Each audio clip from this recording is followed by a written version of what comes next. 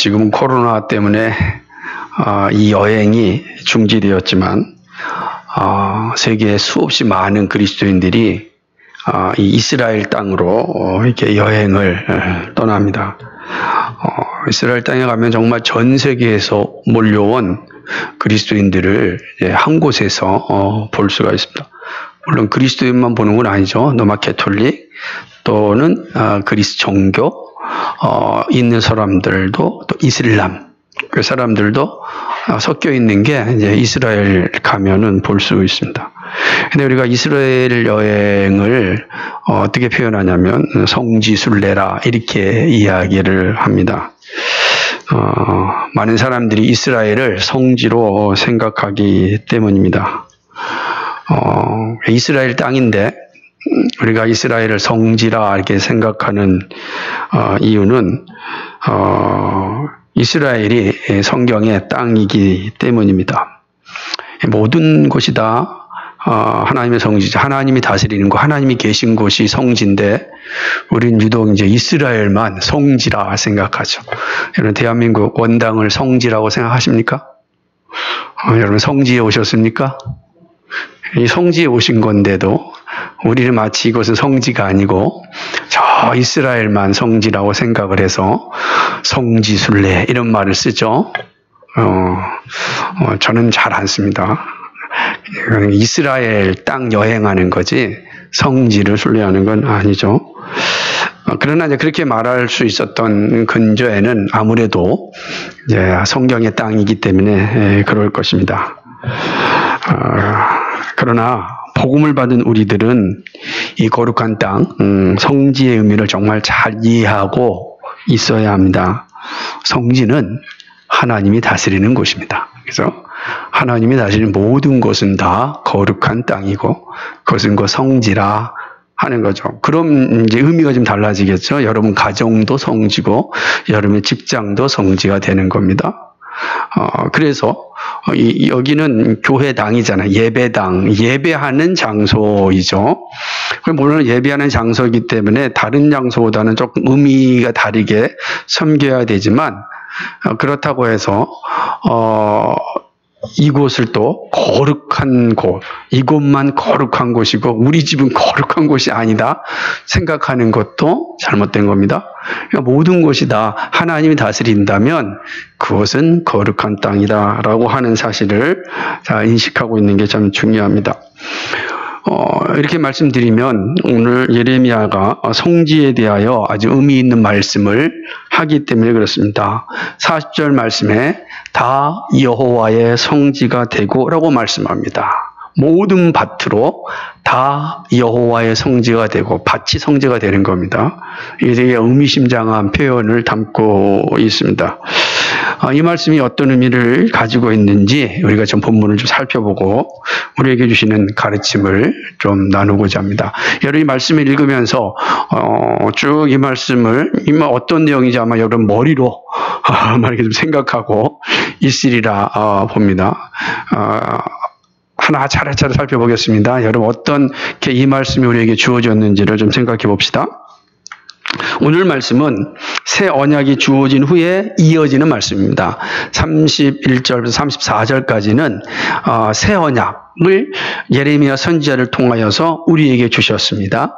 우리는 이미 새 언약에 대하여서 여러 차례 살펴보았기 때문에 그 의미가 무엇인지를 잘 알고 있습니다. 그 새 언약은 어떤 의미를 가지고 있는지 다시 설명하지 않겠습니다.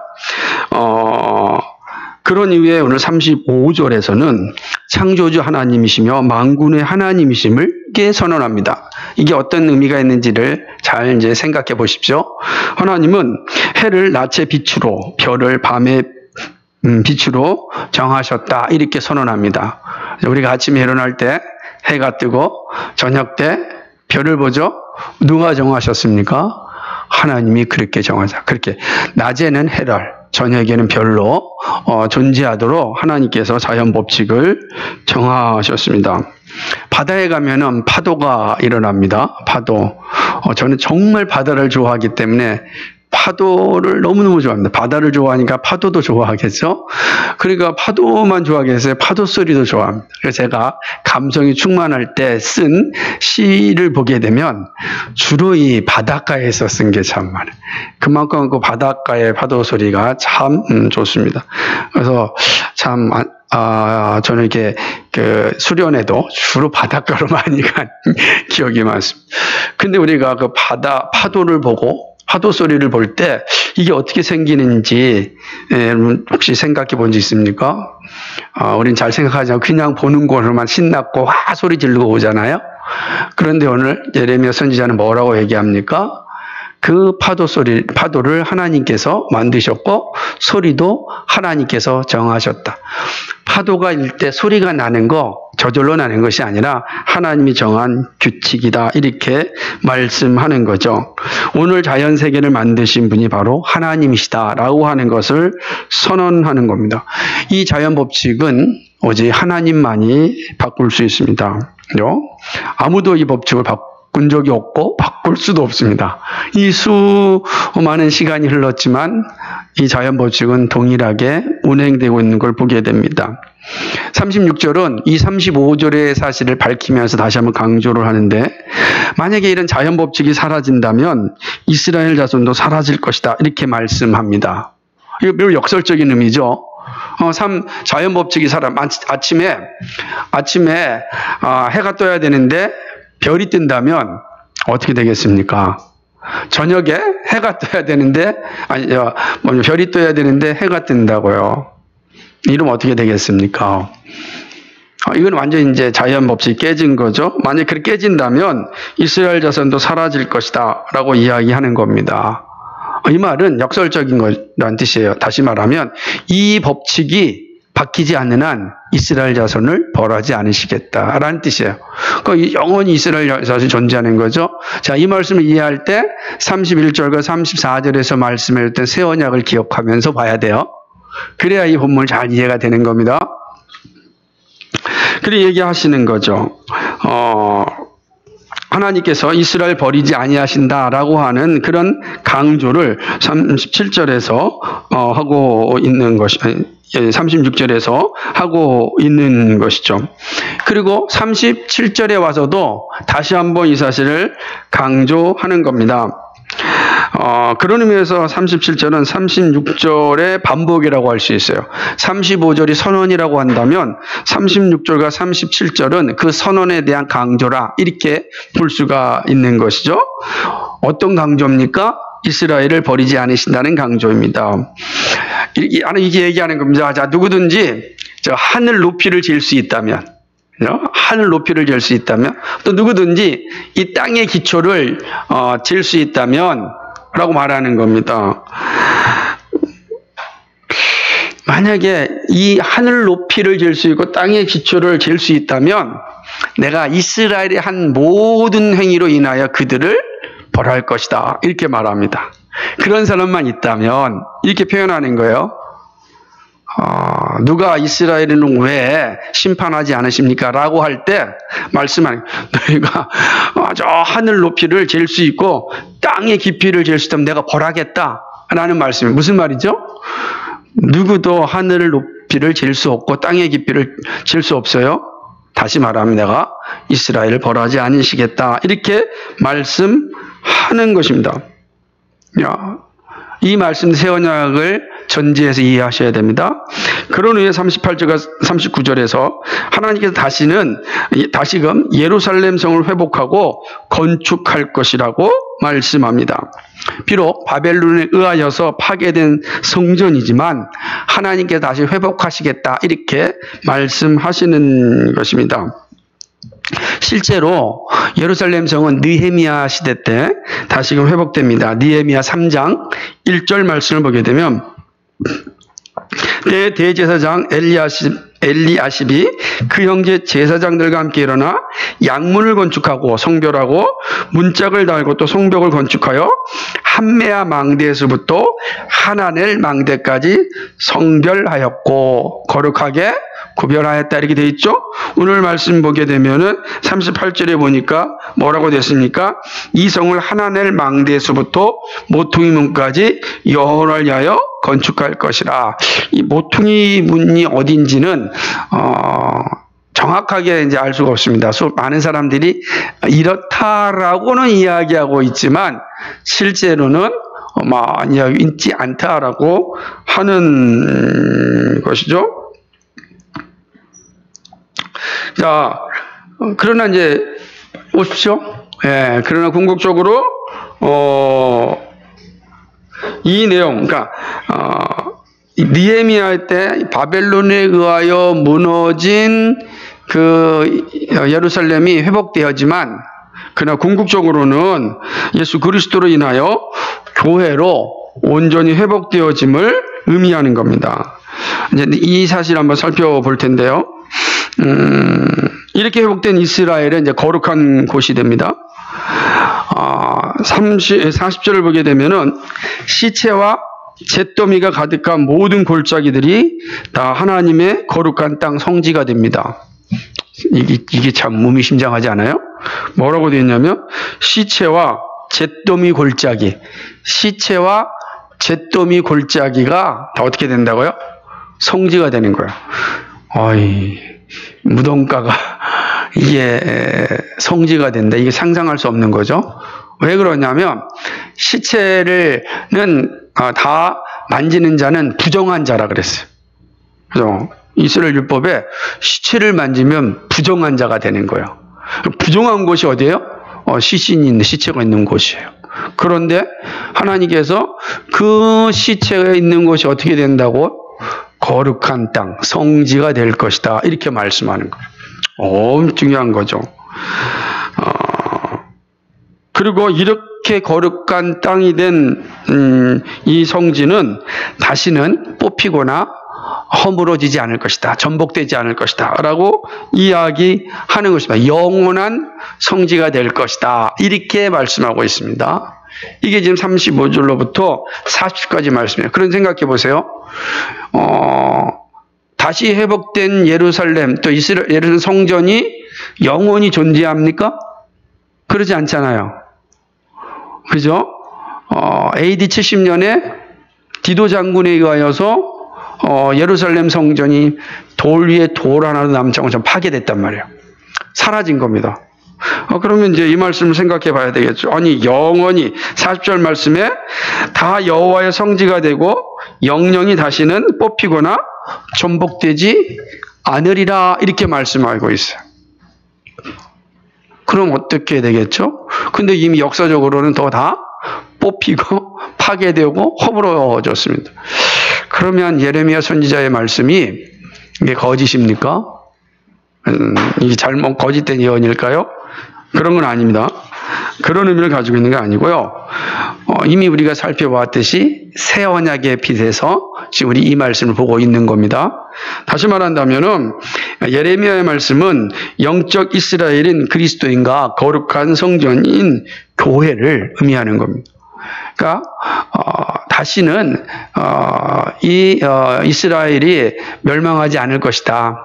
라고 하는 거, 다시는 그리스도인들은 결코 멸망하지 않을 것이다.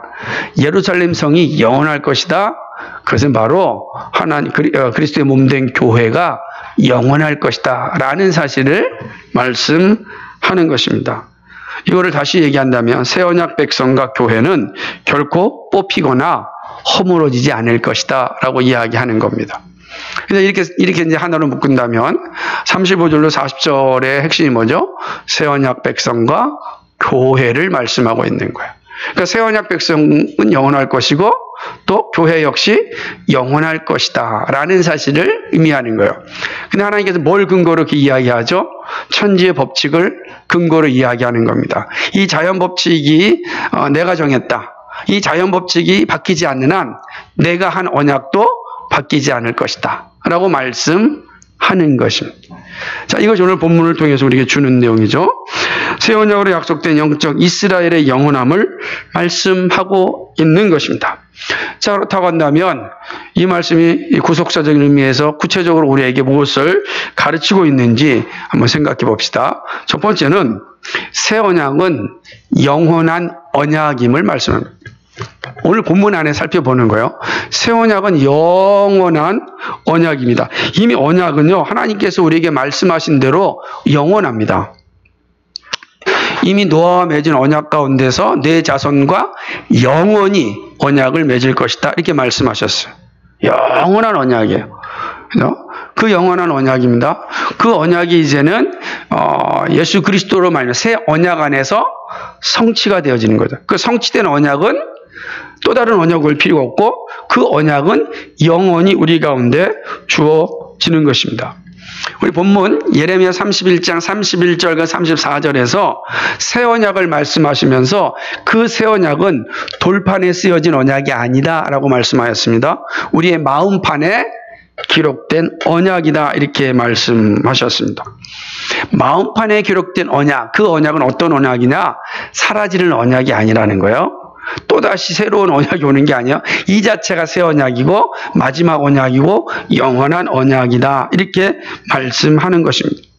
이 마음판에 새겨진 새 언약이 영원한 언약임을 하나님께서 자연세계를 향한 창조의 법칙을 통하여 말씀하시는 겁니다. 이 창조의 법칙이 영원하듯이 내가 너희와 맺은 새 언약도 영원하다, 이렇게 말씀하는 것입니다. 하나님이 창조 이후에 자연세계는 변함이 없었습니다. 그죠? 아담 시대에 존재했던 해와 지금 우리가 보는 해가 다른 걸까요? 같은 걸까요? 같은 해예요? 다른 해예요? 같은 해죠. 노아가 보았던 별과 아브라함이 보았던 별과, 그죠? 아브라함 별도 보고죠. 별과 우리가 보는 거 있는 별과 같아요, 달라요? 같습니다. 똑같은 별이에요. 그러니까 이스라엘에서 보는 별과 우리가 보는 별과 똑같은 별이에요. 거긴 뭐 성별이고 우리는 뭐 다른 별이 아닙니다. 똑같은 별이에요. 이 되게 중요한 의미를 함축하고 있어요. 하나님께 말씀한 아담이 보았던 그 별, 내가 그때 주었던 그 별, 지금도 동일하게 변함없이 뜨고 있지 않느냐, 그 말씀하는 거죠. 내가 너희와 맺은 언약이 어떻다는 거예요? 이렇다는 거예요. 영원하다라고 하는 겁니다. 하나님이 우리를 자녀 삼으시고 하나님 우리의 아버지 되심, 그 사실, 그는 영원하다라는 사실을 보여주는 것입니다. 하나님의 창조 법칙이 바뀐다면 인류는 결코 살 수 없을 겁니다. 그렇죠. 공룡의 실제를 인정하는 과학자들이 말하기를 이렇게 얘기합니다. 공룡이 사라진 것은 기후변화 때문이다, 이렇게 말합니다. 이 말, 기후변화 때문이다, 이런 표현을 다시 한번 생각해 본다면 하나님이 창조 법칙을 흔들었다, 이렇게 말씀합니다. 하나님께서 창조 법칙을 한번 흔들면 끝나는 거죠. 지금도 지구 온도가 2도가 올라가면 지구는 멸망한다고 이야기합니다. 근데 2도가 올라갈 시기가 7년 남았다, 이렇게 기후 위기 대응을 하는 그런 분들은 얘기해요. 한 7년 반 정도 남았다 라고 얘기를 합니다. 모르겠습니다. 그만큼 현 상황이 위급하다라고 하는 사실을 강조하는 것 같습니다. 이것은 과학적 지식으로 물론 틀린 말이 아닙니다. 하지만 우주의 법칙은 누가 정하셨습니까? 하나님이 정하셨습니다. 하나님이 변경하지 않는 한 우주는 사라지지 않습니다. 지구도 사라지지 않습니다. 잠깐 흔들어서 공룡이 죽을 수 있을지언정 지구 자체가 사라지지 않았죠. 하나님의 법칙을 변경하거나 하지 않는 이상 여전히 우주는 존재한다라는 거죠. 선지자는 이 사실을 근거로 우리에게 주신 새 언약은 결코 사라지지 않을 것임을 말씀합니다. 하나님이 우리를 자녀 삼으시고 우리의 하나님 되심을 약속하신 그 사실은 결코 바뀌지 않습니다. 우리의 신비에 심겨진 그 새 언약은 결코 바뀌지 않습니다. 그 증거가 바로 그리스도의 오심이고 십자가의 죽으심이고 부활과 승천이며 다시 오신다는 약속입니다. 이 놀라운 언약은 결코 변경되지 않습니다. 반드시 이루어진 영원한 언약이다라고 하는 거죠. 이미 그리스도가 우리 가운데 오셨습니다. 십자가에 죽으셨고 부활하셨고 승천하셨습니다. 이제 다시 오실 것입니다. 사도행전 1장 11절 한번 읽어볼까요? 사도행전 1장 11절.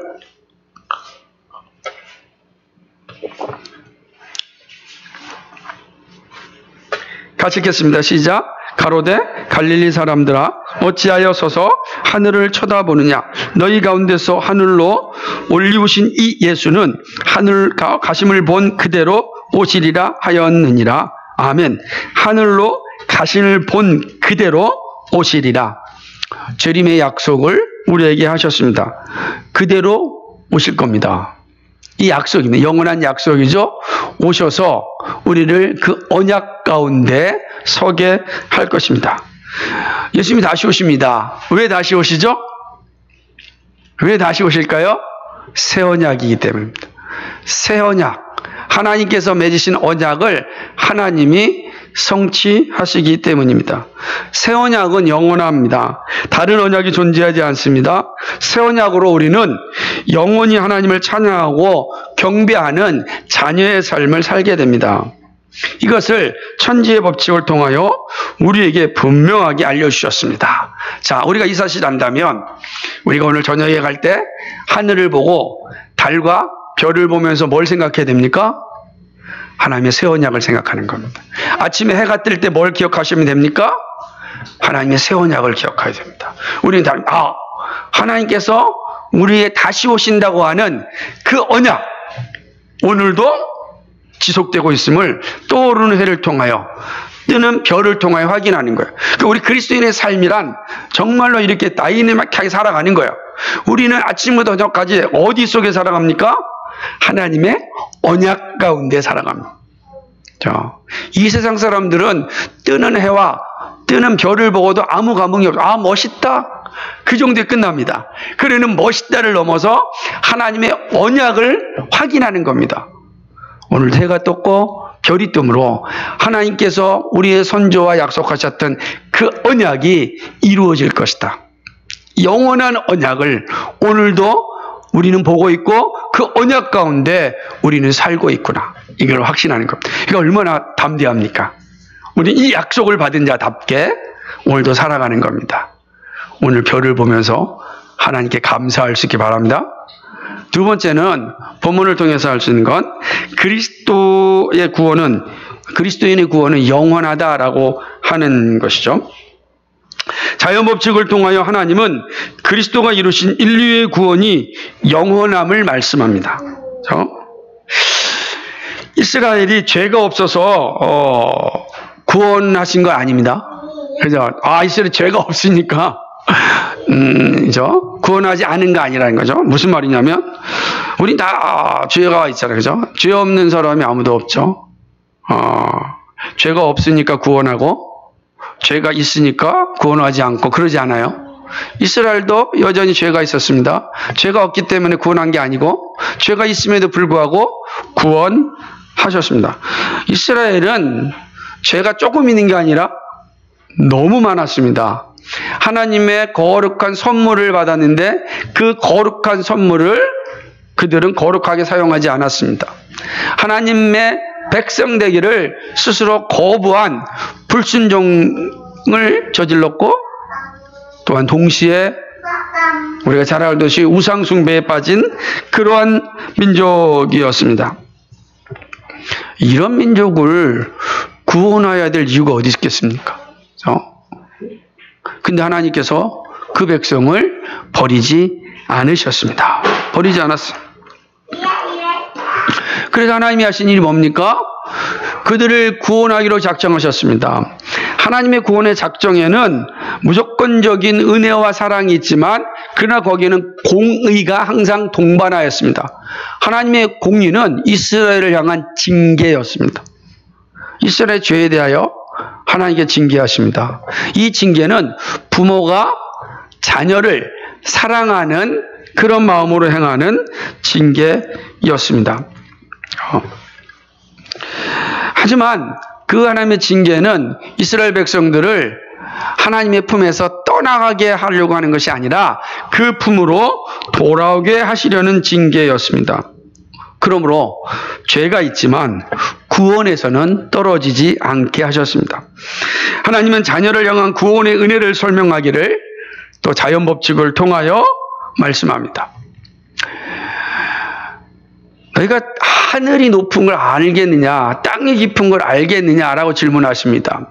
그거 알 수만 있다면 내가 이스라엘을 행한 모든 죄를 통하여 징계하겠다. 그들을 구원의 자리에서 내버리겠다라고 이야기합니다. 여러분 생각해 보십시오. 이게 어떤 의미를 담고 있다고 생각을 합니까? 왜 이렇게 말씀하셨습니까? 우리가 하나님의 생각을 간단하게 생각하면 안 된다는 거죠. 적어도 우리가 하나님의 생각을 하려면 어떻게 해야 돼요? 하늘을 좀 잴 수 있고 땅의 깊이를 잴 수 있으면 비로소 하나님의 생각을 알 수가 있고 하나님께 한번 얘기해 볼 수 있는 거예요.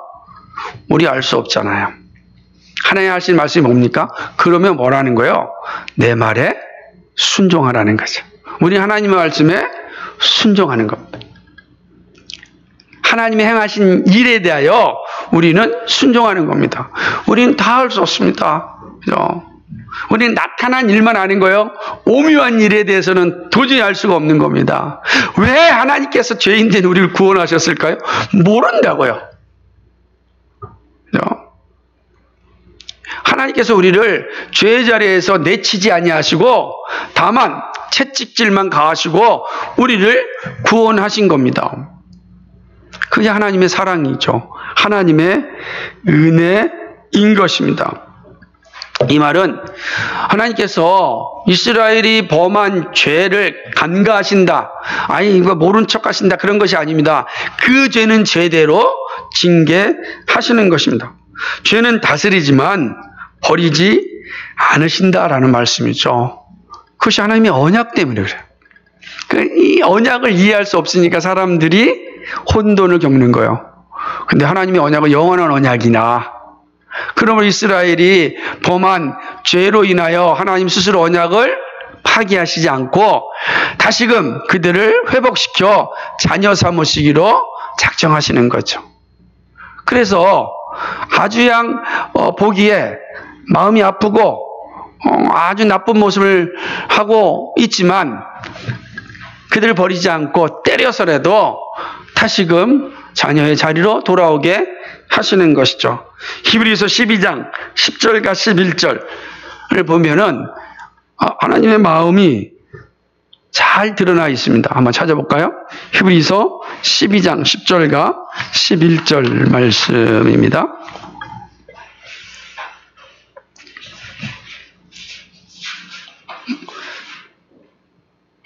같이 읽겠습니다. 시작. 저희는 잠시 자기의 뜻대로 우리를 징계하였거니와 오직 하나님은 우리의 유익을 위하여 그의 거룩하심에 참여케 하시느니라. 무릇 징계가 당시에는 즐거워 보이지 않고 슬퍼 보이나 후에 그로 말미암아 연단한 자에게는 의의 평강한 열매를 맺나니. 아멘.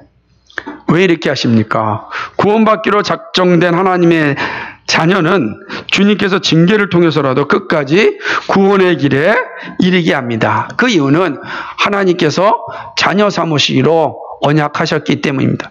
나는 너희 하나님이 되고 너는 내 자녀가 될 것이라. 그러므로 그 언약 가운데 있는 백성들은 혹 살다가 실수하여 죄를 짓고 그리고 하나님의 마음을 아프게 하여서 하나님의 징계를 받지만 그러나 구원의 자리에서는 떨어지지 않게 하신다는 겁니다. 마침내 구원의 자리에 이르게 하는 것입니다. 이것이 사실상 새 언약의 실체입니다. 하나님의 자녀는 결코 구원의 자리에서 떨어지지 않습니다. 주께서 끝까지 인도하여 주십니다. 그리하여 하나님의 영광스러운 자리에 이르게 하는 것입니다. 그래서 우리의 눈으로 볼 때는 처절하게 이 죄악의 자리에 떨어져 있고 구원받지 않은 자와 같은 자리에 떨어져 있다 할지라도 그가 구원받기로 작정된 하나님의 자녀라면 하나님께서 그를 다시금 자녀의 자리로 돌아오게 합니다. 그리고 우리는 언제까지 사람을 판단하고 결정해서 안 되는 거야. 우리 언제까지는 주님께서 결정할 때까지, 언제까지 주님께서 결정하실 때까지는 우리는 누구도 판단하고 결정해서는 안 되는 겁니다. 그럼 주님께 언제 결정합니까? 우리 모르잖아요. 그러므로 우리가 할 일이 뭡니까? 우리는 끊임없이 그들이 하나님의 자녀됨을 소망하고 복음을 전하고 그들이 죄악의 자리에서 돌아오기를 기도해야 되는 겁니다. 그게 우리가 할 일이에요. 하나님은 자기 자녀들이 죄의 자리에 떠났을 때 모른 척하지 아니하시고 채찍을 들으셔서 그들에게 징계를 가하시고 그들로 하여금 다시금 돌아오게 하십니다. 하나님의 언약은 영원하기 때문입니다. 우리의 구원은 영원하기 때문에. 우리를 향한 하나님의 구원은 실패한 적이 없어요. 실패한 적이 없다. 우리가 이 사실을 믿고 우리가 할 일은 믿음으로 끝까지 주의 복음을 전하는 일입니다. 이 두 번째 교훈이죠. 세 번째 본문을 통해서 우리가 배워야 될 매우 중요한 구속사적인 가르침은 교회는 영원히 존재한다라는 사실입니다. 결코 무너지지 않습니다. 하나님은 예루살렘 성을 회복하시고 거룩한 땅을 삼으십니다. 있는 것처럼 시체와 재골짜기가 거룩한 성전이 되었습니다. 거룩한 땅이 되었습니다. 시체와 잿더미의 이 밭이 거룩한 성지가 된 겁니다. 놀랍지 않습니까? 하나님이 회복하신 땅, 하나님이 회복하신 성, 하나님이 회복하신 성전은 결코 누구도 무너뜨릴 수가 없습니다. 하나님이 세우셨는데 누가 무너뜨릴 수 있겠습니까? 하나님이 붙잡고 있는데 누가 무너뜨리겠습니까? 그죠? 무너지지 않은 거예요. 자, 이렇게 말씀해. 이전에 지금 솔로몬 성 자체가 무너져 버렸단 말이에요. 예루살렘 성이 무너진 거예요. 이방인 바벨론의 이 침략에 의해서 박살났습니다. 완전히 잿더미가 됐고 그 거룩한 땅이라고 생각했던 예루살렘 성이 시체더미로 가득한 거죠. 그렇게 되어버렸습니다. 근데 하나님 약속합니다. 내가 새 언약을 줄 것이고 그 새 언약 가운데 약속이 뭐냐면 예루살렘 성을 다시 회복할 것이다 라고 이야기합니다. 내가 세울 것이다. 건축할 것이다. 그죠? 누구를 위하여? 여호와를 위하여 건축할 것이다. 그리고 여호와를 건축한 그 모든 곳은 다 거룩한 땅이 되리라. 거룩한 땅이 됐다면 누구도 그 거룩을 훼손할 수 없다. 이게 40절 말씀이에요. 그죠? 예레미야 31장 40절 보니까 다시 한번 읽어볼까요? 시작. 시체와 재골짜기와 기드론 시내에 이르는 데까지 동편 맑은 모퉁이에 이르기까지 모든 밭에 이르리니 다 여호와의 성지가 되고 영영이 다시는 뽑히거나 전복되지 아니하리라. 영영이 다시는 뽑히거나 전복되지 아니하리라. 이렇게 말씀하고 있습니다. 그죠? 하나님께서 회복하신 땅은 그 누구도 허물 수 없습니다. 무너뜨릴 수가 없습니다. 분명한 사실이죠. 하나님과 싸워서 이긴 자들이 없잖아요. 아무도 없어요. 그런데 역사상 실제로 예루살렘 성 무너졌습니다. 이미 말씀드렸듯이 디도 장군에 의하여 가지고 다 무너졌어요. 예루살렘 성이. 지금 예루살렘 성 안에는 완전히 다종교의 전시회처럼 되어 있습니다. 다종교 전시회. 다 무너졌어요. 이건 무엇을 의미할까요? 영영이 다시는 뽑히거나 전복되지 아니하리라. 이 말씀의 의미는 무엇을 의미하는 겁니까? 이것은 바로 영적 이스라엘을 의미하는 겁니다. 그렇게 되는 거죠. 영적 이스라엘. 그리고 그 영적 이스라엘의 공동체인 교회를 말씀하는 것입니다. 하나님의 교회는 영원히 무너지지 아니할 것임을 의미하는 거죠.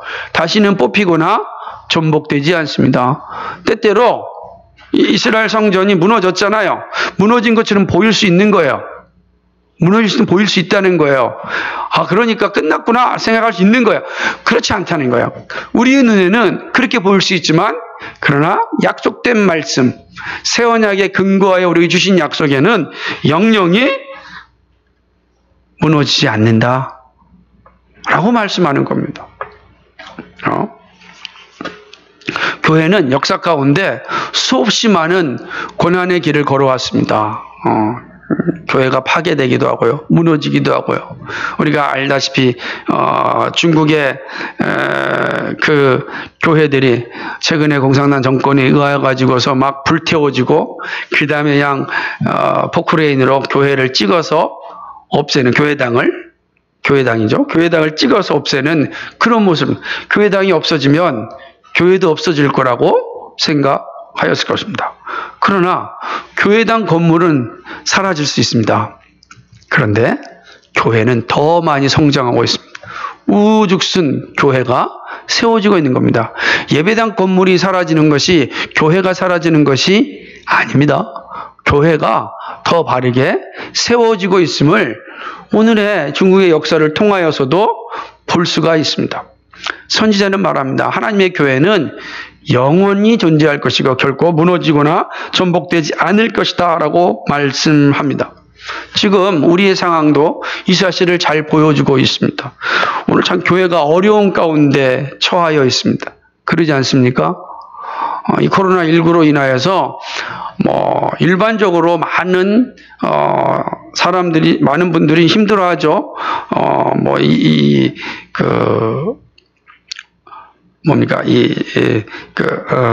자영업 하시는 분들도 그렇고 사업하시는 분들도 어렵고 힘든 상황들이 있는 겁니다. 엊그저께 한 전화를 받았는데,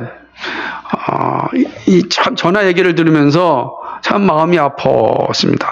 근데 여기 뭐냐면, 한 자매가 대기업에 이제 취업이 돼서 부푼 꿈을 안고 이제 들어가려고 이제 준비를 하고 있다고 합니다. 근데 코로나19가 탁 터진 겁니다. 그리고 확진자가 또 그곳에서 나온 겁니다. 그러다 보니까 그 기업이 문을 닫아버리게 되고, 그리고 취업했던 그 모든 사람들에게 취업 취소 통보를 다 해버렸다는 겁니다. 그리고 바로 얼마 전에 그 기업은 파산 신청을 했습니다. 아모레 퍼시픽이라는 회사죠, 그죠? 그거 다 이렇게 모든 매장들 다 철수해버리고 아예 자체 이 화장품 사업 자체를 이렇게 중단하였다고 합니다. 거기에 이제 취업을 했던 한 자매가 들어가지 못한 거죠. 그런 상황들이 성도들 가운데 일어나고 있는 겁니다. 그럼 연쇄적으로 교회도 매우 어려워진 상황이 처해지게 될 수밖에 없겠죠. 더군다나 교회가 지금 모이기가 어려워지는 상황들이 되어졌을 때 점점 많은 사람들이 또 이 관습적으로 예배당 떠나서 신앙생활하겠다라고 하는 의식이 강해지고 있습니다. 우리 예배당 중심의 신앙이라고 하는 건 사실은 본질적으로 맞다라고 할 수는 없는 거죠. 왜냐하면 우리의 신앙은 모이는 것이 목적이 아니라 흩어지는 것이 목적이기 때문입니다. 근데 흩어지려면 모여야 되기 때문이죠. 그러니까 모이지 않고 흩어짐이란 되게 어렵고 위험한 겁니다.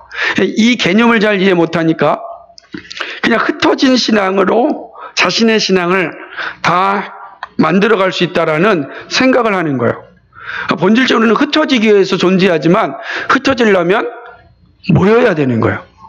그럼 모이는 것은 흩어지기 위함입니다. 그래서 우리는 교회로 모이고 교회로 흩어지고 교회가 되는 것, 그것이 본질적인 신앙의 모습인 것이죠. 그래서 지금 코로나19로 인해서 이 기능들이 제대로 작동하고 있지 않습니다.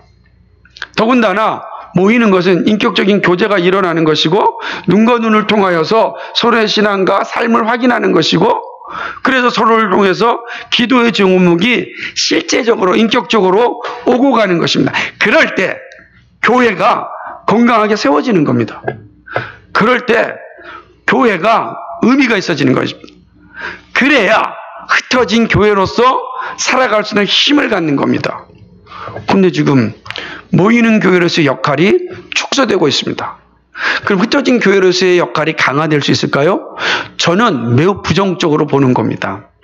아무리 여러 가지 기계를 사용하여서 예배할 수 있죠. 온라인도 예배할 수 있을 것이고, 요새는 줌이라고 하는 것을 통해서 서로 만날 수도 있을 것입니다. 그러나 영적인 관계라는 건 매우 인격적인 요소가 강하기 때문에, 그리고 이 인격적인 것 가운데 코이노니아라고 하는 이 놀라운 것들이 상실되어지면은 시간이 가면 갈수록 메말라질 겁니다. 메말라지는 거죠. 메말라질 때 나타난 현상 가운데 하나가 뭐냐면, 이웃을 내 몸과 같이 사랑하라고 하는 것이 실체적으로 피부적으로 다가오지 않아요.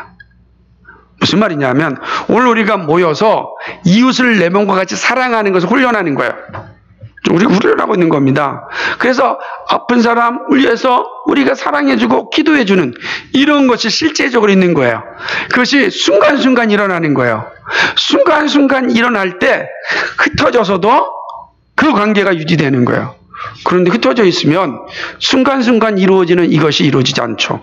그 사람이 아픈 걸 알려면 줌으로 해야 되는데, 줌으로 해가지고 올 수 있겠어요? 어려워요, 이게. 근데 마치 이것이 전부라고 생각하는 위험에 지금 빠지고 있습니다. 물론 우리가 그동안 너무 모인 신앙만 강조하다 보니까 흩어진 신앙에 있어서 연약함이 보일 수 있습니다.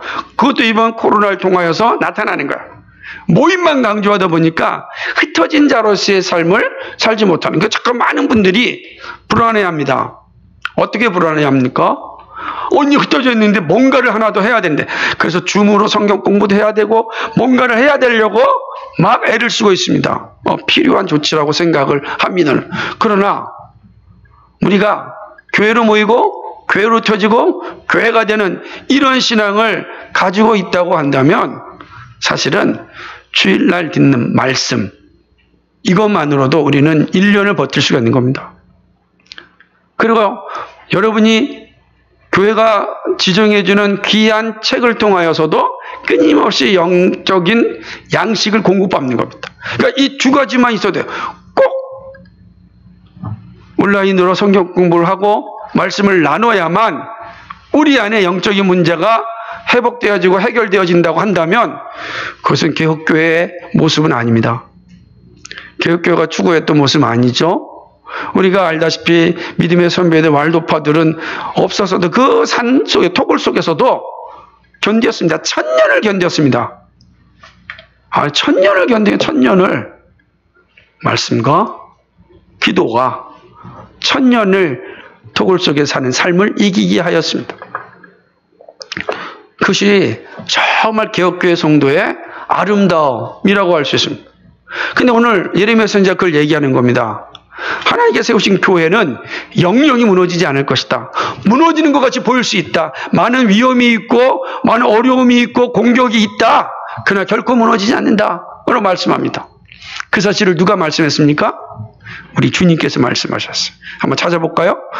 마태복음 16장 보겠습니다. 마태복음 16장 같이 보겠습니다.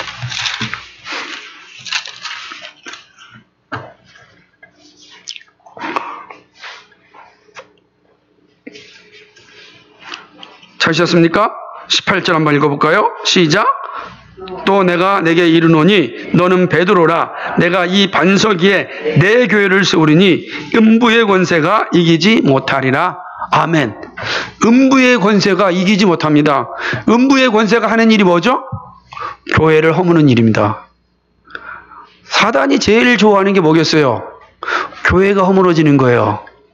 교회가 허물어져서 교회에서 성도들이 존재하지 않게 하는 겁니다. 그죠? 그 교회의 무용성을 가지게 있는 거죠. 그런데 뭐라고 말씀합니까? 음부의 권세가 이기지 못하리라. 그들이 이기는 것 같이 보입니다. 그러나 결코 이길 수 없다. 이게 말씀하는, 결코 이길 수 없어요. 그 약속인 겁니다. 교회는 결코 무너질 수 없습니다. 교회는 거룩한 것으로 존재합니다. 이게 바로 우리에게 주신 사명이에요. 그래서 오늘 우리가 교회를 세우는 일을 하는 겁니다. 그리고 우리가 맡은 이 소명은 결코 실패가 없다고요. 주님의 말씀은 명령대로 이 세우는 교회는 결코 무너지지 않아요. 우리의 눈에 무너지는 것 같아도 결코 무너지지 않습니다. 그러니까 이게 정말 중요한 신앙이에요. 그래서 우리가 교회를 세우는 신앙이라는 게 이렇게 중요하다고요. 우리의 삶의 모든 목적은 여기로 향하는 거예요. 그리고 그곳에서 새 언약의 영광을 보게 되는 것입니다. 사랑하는 여러분, 말씀을 맺습니다. 오늘 우리에게 주시는 이 선지자의 음성을 잘 기억해야 됩니다. 새 언약은요, 영원한 언약입니다. 우리는 그 영원한 언약을 받은 자입니다. 그 언약을 받아서 그 언약에 근거해서 우리는 영원한 구원의 자리에 이르게 됩니다. 우리의 구원은 나로 말미암아 주어진 게 아니에요. 나의 행위로 말미암아 주어지는 게 아니에요. 뭐로 주어집니까? 하나님께 하신 약속, 그 언약에 근거하여 우리가 구원에 이르게 되는 겁니다. 우리는 그 언약 백성으로 살아갑니다. 그러므로 비록 우리가 죄를 짓는다 할지라도 우리는 언약에서 떨어지지 않아요. 다만 뭐죠? 하나님 반드시 징계를 통하여서 우리에게 공의를 행하실 겁니다. 그러나 구원받기로 작정된 자는 반드시 회개의 자리에 이게 될 것이고, 그는 하나님의 백성으로 다시 살아나게 될 것입니다. 그러므로 우리는 누구를 향하여서도 정죄해서는 안 됩니다. 우리는 끊임없이 그들에게 그리스도의 복음을 전하는 일에 최선을 다해야 되는 것입니다. 뿐만 아니라 우리의 교회 세우는 일에 열심을 내야 됩니다. 여러분 정말 교회를 세우는 일에 열심을 내고 있습니까? 교회를 세우고 있다는 자부심을 가지고 있습니까? 교회를 하나님께서 나에게 맡겨주셨다고 하는 확신을 가지고 계십니까? 여러분 교회를 세우는 게 얼마나 소중한지 모릅니다. 교회를 세우는 게. 오늘날 많은 교회가 이 교회 세움이 얼마나 소중하고 막중한지를 망각하여서 함부로 행하고 있지만, 우리는 믿음의 선배들이 가져다 줬던 그 거룩한 선물을 결코 포기해서는 안 됩니다. 가볍게 여기서는 안 됩니다. 영영이 무너지지 않을 것이라고 약속하여 주신 이 교회를 우리는 세워야 되는 것입니다. 그래서 모든 건 다 교회 세움이에요. 그럼 선교도 교회 세움입니다. 모든 것은 다 교회 세움이에요. 그리스도의 몸을 세우는 일이 우리가 할 일입니다. 그리고 우리는 그리스도의 몸으로서 이 세상 가운데 나가서 살아가는 것입니다. 그런 은혜가 우리 가운데 있기를 간절히 소망합니다. 여러분 오늘도 교회 세우는 자부심을 가지시고 살아갈 수 있기를 간절히 축복합니다.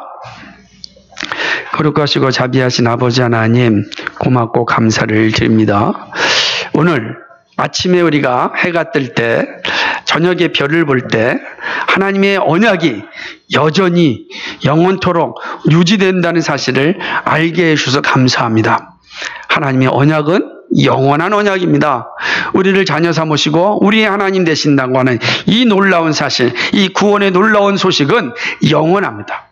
그러므로 구원받기로 작정된 하나님의 자녀는 반드시 하나님 나라의 백성으로 살게 될 것이고 그 영광을 보게 될 것입니다. 그 영광은 이 땅에서 교회를 세우는 일로 시작합니다. 때때로는 교회가 힘들고 고난도 받고 시험도 당하고 모욕도 당하고 어려움도 겪어서 무너지는 것 같이 보입니다. 외적인 건물들이 사라지기도 합니다. 외적인 건물들이 참으로 사악한 곳으로 쓰여지기도 합니다. 그러나 한 번도 교회는 무너진 적이 없습니다. 주님께서 말씀하셨던 것처럼 영원히 전복되지 아니할 것이라고 말씀하셨습니다. 그리고 그 교회를 세우는 자로 우리를 부르시고 보내시고 있습니다. 하나님 아버지, 우리가 있는 곳에서 교회를 세우는 이 사명 잘 감당할 수 있도록 도와주시옵소서. 주께 영광 돌리는 삶이 되도록 인도하여 주옵소서. 감사합니다. 예수 그리스도의 이름 받들어 기도하옵나이다. 아멘.